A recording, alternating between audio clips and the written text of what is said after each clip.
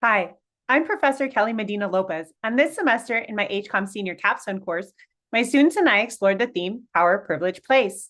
Across the semester, we engaged in student-led seminars that examined how power operates in everyday life through systems, institutions, identities, and lived experiences. Our conversations traced themes ranging from age and mental health to geography and opportunity, personal intersectionality, and many meaningful points in between. Along the way, we did what learning communities do best. We questioned, we challenged, we supported each other, we laughed, we cried, we built a shared playlist, and we collected quotes that captured the spirit of our time together. The projects you're about to see represent the culminating work of the students in this section, work that is deeply researched, thoughtfully creative, and grounded in both theory and place. This first set of videos examines how power and inequality take shape across a range of contexts, including structural inequality in Monterey County, anime and activism as a site of political meaning making, hip hop pedagogies and cultural resistance, code switching and power in professional spaces, and environmental redlining and its lasting impact on communities. Together, these projects invite us to think critically about how systems of power are produced, challenged, and reimagined, and how place matters in all of it. I invite you to watch, reflect, and listen closely to the stories these students are telling. Let's begin.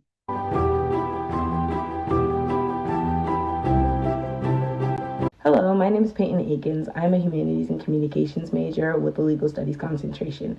My capstone project is the research essay option, and I titled it Breathing Unequal Air. My project examines environmental and nutritional inequities within Monterey County, specifically focusing on the contrast between the cities of Salinas and Monterey. I focus on differences in air quality, exposure, and access to healthy food between Monterey and Salinas. During my cities, I found that structural factors like zoning, policy decisions, and geography play a major role in determining who is exposed to environmental health risk. This matters because these patterns create large health disparities and they're largely preventable. Through this project, I examine how deeply policy and power shape everyday health experiences through 3 theoretical lenses. And I hope the audience reflects on environmental justice as both a public health and equity issue. Thank you. Hey, Miss Barista. Hello, everyone. My name is Nicole Anastasia, and my capstone project is titled Anime to Activism, the Straw Hat Jolly Roger as a Global Symbol of Revolution and Resistance. My project examines how and why the Straw Hat Jolly Roger from the popular anime and manga One Piece is being used as a symbol of revolution and resistance, focusing on the intersections of power, privilege, and global protest movements. During my research, I found that the symbol's rise in protest usage is rooted in its association with anti authoritarian values, wealth inequality, and its ability to resonate across cultures and through shared political struggles. This is important because it shows how popular culture can influence real world resistance, shaping the visual and collective identity of contemporary movements around the world. Through this project, I learned how to critically analyze media, power structures, and global contexts, and I hope the audience considers how symbols from popular culture can become catalysts for awareness, solidarity, and change. Thank you. Just follow your arrow wherever it points. Hello, my name is Celeste Casella, and my capstone project is called Verses and Voice, Reclaiming Academic Spaces Through Hip Hop Literacies. My project focuses primarily on music integration, specifically hip hop, within the context of English learning and focuses mostly on pedagogical practices. I found that teaching students using music that really connects to them and their everyday lives is crucial in creating long-lasting learning and effective learning. This matters a lot to me because everyone should feel welcome, seen, and appreciated in the classroom. I definitely learned a lot about myself while completing this project, and I hope to integrate a lot of these practices into my classroom one day. Thank you so much. Thought I found a way. Hi, my name is Joanna Collazo, and my capstone project is titled Speaking to Be Heard, Code Switching and Workplace Power. I'm a human communications major with a concentration in communication studies. My project examines how people, especially multilingual speakers and marginalized groups, change the way they speak in professional settings. This practice, known as code switching, involves adjusting language or tone to appear more professional and acceptable at work. My research shows that code switching is often a survival strategy. Many people feel pressure to avoid stereotypes, prove competence, and gain respect, which can be emotionally exhausting and reinforce workplace power imbalances. Although multilingual speakers have strong communication skills, workplaces often value only one way of speaking. This project highlights how language affects belonging, opportunity, and voice, and why workplaces must value diverse ways of speaking rather than forcing people to adapt. Thank you.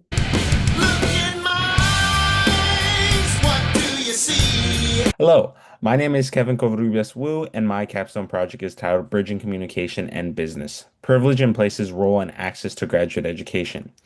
My project examines how access to these MBA programs is shaped by combined forces of both privilege and place, focusing specifically on the educational divide between the Salinas Valley and Monterey Peninsula.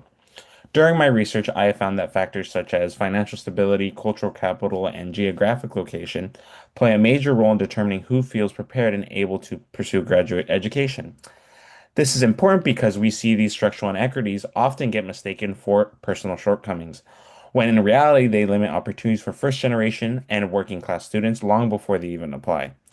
Through this project, I learned to recognize how my own background shapes my educational path and how I hope that the audience considers how institutions like CSULB or CSUMB can continue to design MBA programs that expand access, honor live experiences, and support students who have historically been excluded from these spaces. Thank you so much.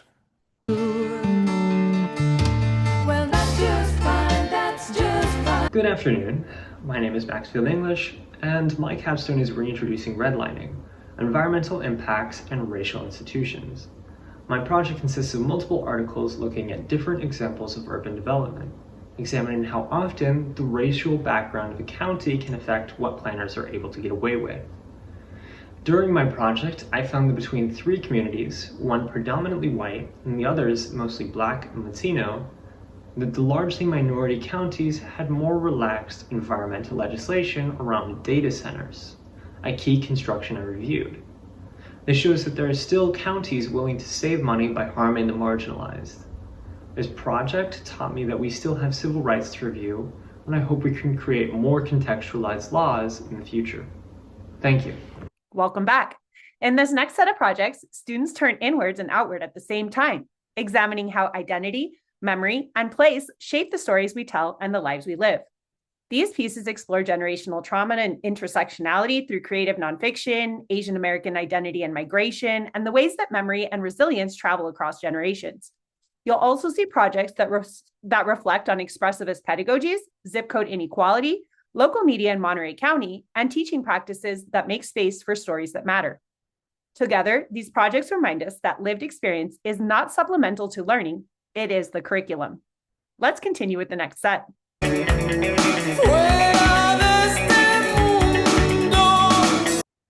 Hi, my name is Yaki Flores, and my creative project is titled Mosaic Butterfly with a Butcher Tongue.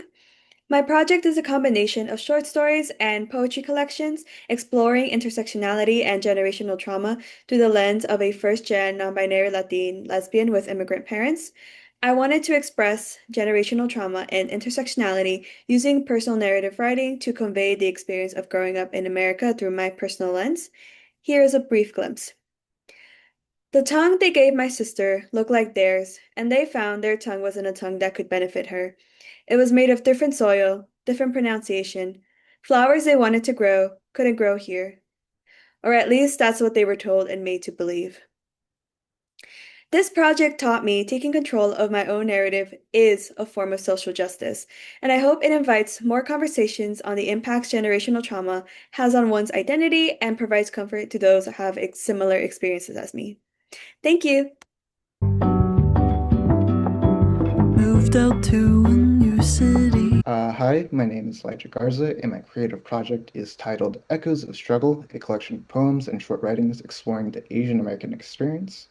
My approach blended personal reflection with community stories. I drew inspiration from writers like Kathy Park Hong, studying themes of language, displacement, and survival. Through writing, revising, and researching, each piece found its own voice. In Raindrops, I explored the child who becomes the bridge between generations. In Double the Rocks, I write about the tension and pride of being Filipino American. This project has taught me how deeply culture, education, and memory shape identity. My hope is that audiences take Asian American stories seriously, to listen, to understand, and to feel the emotional weight behind them. Echoes of Struggle is a reminder that the stories that we inherit aren't burdens, they're bridges.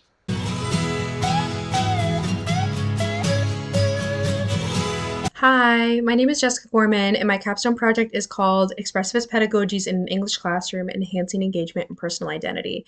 Within my paper, I explore the idea of applying the expressivist pedagogy into the classroom and how using this practice will allow students to feel more included and heard in a classroom, while also improving reading and writing comprehension.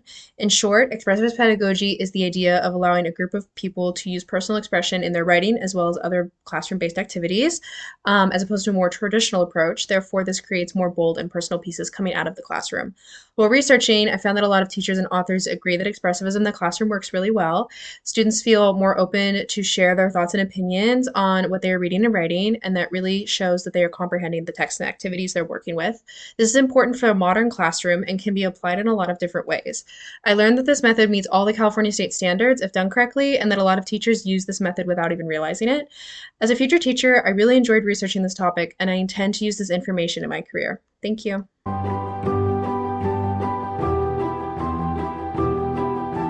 My name is Alyssa, and my capstone project is titled The Geography of Opportunity: How Zip Code Inequality Shapes Educational Access and Outcomes in the United States. My project examines how the zip code of where a student lives directly affects the funding, resources, and overall quality of their school. During my research, I found that a student's zip code strongly influences the resources their school is given, which directly affects both the quality of education and academic success. This is important because unequal opportunity in school reinforces the cycle of poverty that limits the potential of communities. Through this project, I learned how to analyze complex data and understand the systemic factors that shape our unequal educational opportunities. And I hope that the audience considers how we as communities can work together to reduce these inequalities.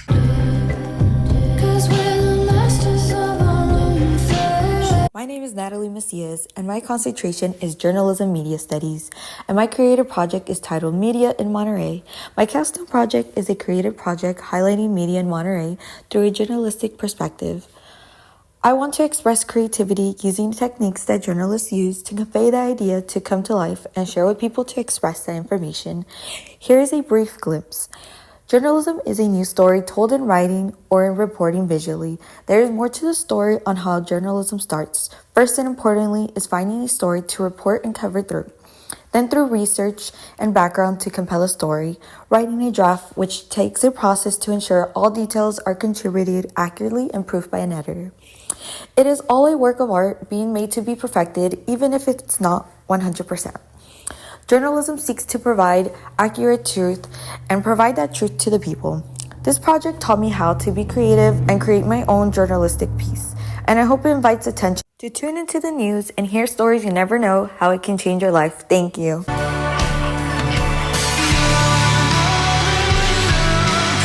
Hi, I'm Ryan Martinez, and my capstone project is titled Making Space for Stories That Matter: Empowering Student Expression in the Classroom.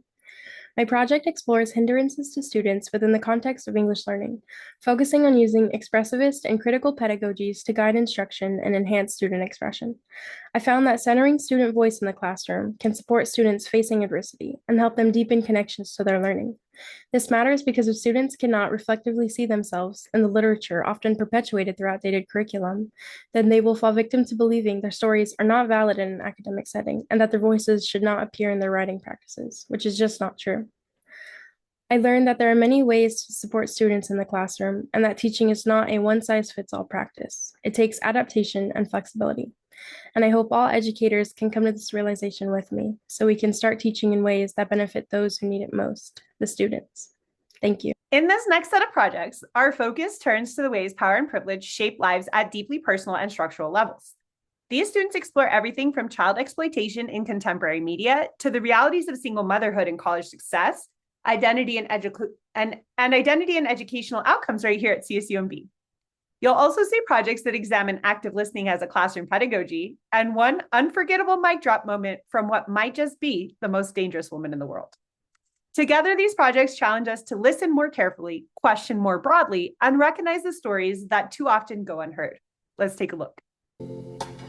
I'm sorry if I seem uninterested. Hi, my name is Kayla, and my creative project is titled Lies, Cameras, and Exploitation, Twisted Truth Behind Children in Media and Entertainment. It's an informative guide exploring how current laws and policies fail to provide complete protection for children in media and entertainment, more specifically child influencers. I use research, case studies, and analysis to illustrate how and why children in media are often being exploited for content. And here's a glimpse of what you will find. I learned that there's a huge gap in regulations for children in media and entertainment. Laws and policies need to keep up with the growing media industry, so I hope my guide serves as a reality check, bringing awareness to what children in media and entertainment have to endure. Thank you.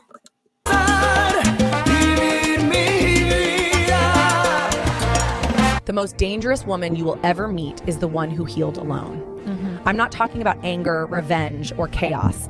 I'm talking about a woman who was broken by life and chose to rebuild herself.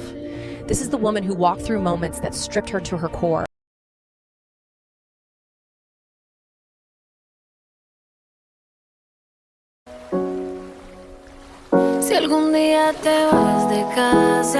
Hi, my name is Jacet Olmedo Perez, and my capstone project is titled Balancing Books and Babies, Single Mothers Navigating College Success. My project examines the experiences of parenting students at California State University in Monterey Bay, focusing on whether the university's programs and resources truly meet the needs of single mothers pursuing higher education. During my research, I did find that many parenting students are unaware of the financial, physical, and academic support available to them, including essential resources like the Basic Needs Hub, childcare services, and lactation rooms, and many other more resources that the university does provide. This is important because a lack of awareness prevents student parents from accessing support that could ease their financial stress, improve academic success, and make balancing school and parenting more manageable. Through this project, I learned the importance of seeking help, advocating for student parents, and understanding the challenges faced by student parents like myself. I hope the audience considers how universities can better promote their resources and expand their support for parenting students to ensure their success. Thank you.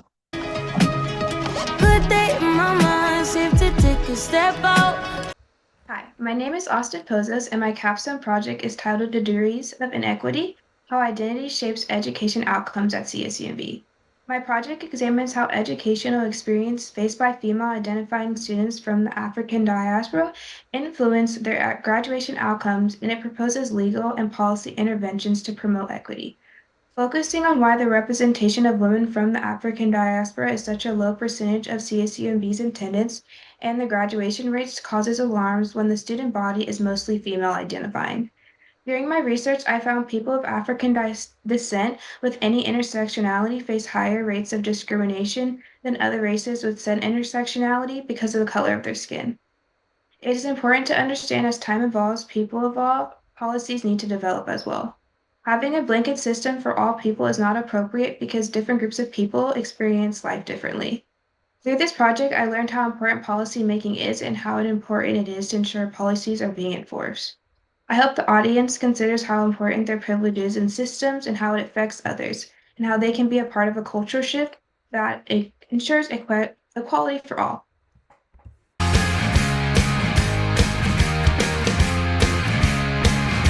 Hello, my name is Noah Roberts, and my capstone project is titled Reclaiming Voice Through Active Listening. My project explores the idea of active listening within the context of English teaching, focusing on how it can be used to disrupt the dominant societal hierarchies found in the classroom. I found that with active listening, it can support both students and teachers by helping students better understand one another and the diverse perspectives found in the classroom, and by assisting teachers in understanding their students' questions, concerns, and feedback in a more diverse environment.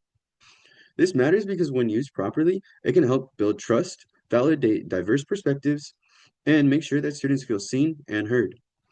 I learned that when we take the time to listen to one another, it creates an environment where students want to learn and participate. And I hope educators can start using active listening as a tool to create a more diverse environment where everyone's voices matter. Thank you very much. For our final set of projects, we turn towards some of the biggest questions we can ask about power privilege and whose voices get heard. These pieces examine ideological conflict and what it reveals about human nature, the role of community care and grassroots power in the Bay Area, and how power and privilege operate within the American literary canon itself. We close with a historical and contemporary explanation of the erasure of women's voices and contributions, asking not only what has been left out, but why and what it means to bring those stories back into view. Together, these projects remind us that stories are never neutral and that reclaiming them is an act of both scholarship and care.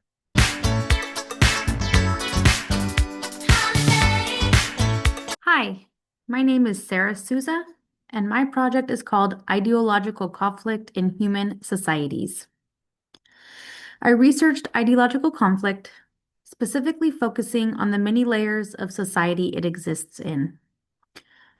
Through this, I discovered that ideological conflict is innate and something us as humans will not be able to solve or get rid of. This matters because ideological conflict is inseparable from power, leaving those in power to hold a key part in enforcing their ideologies across society.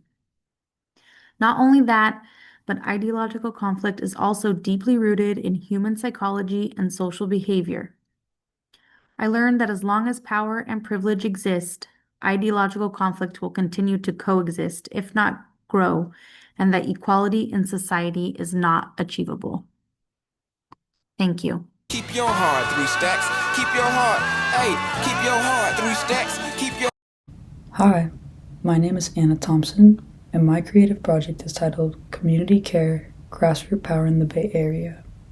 My project is a video documentary exploring Bay Area organizations that support marginalized communities, focusing on unhoused and food insecure individuals. I wanted to express the importance of local organizations using personal interviews and on-site documentation to convey how community-led care fills the gaps left by government inaction. My mom, who runs an organization called Food Pantry in Berkeley, shared with me during an interview that the city of Berkeley no longer allows encampments. She pointed out that an encampment called Where Do We Go stemmed from this action and emphasized that we have to remember that we are dealing with human beings.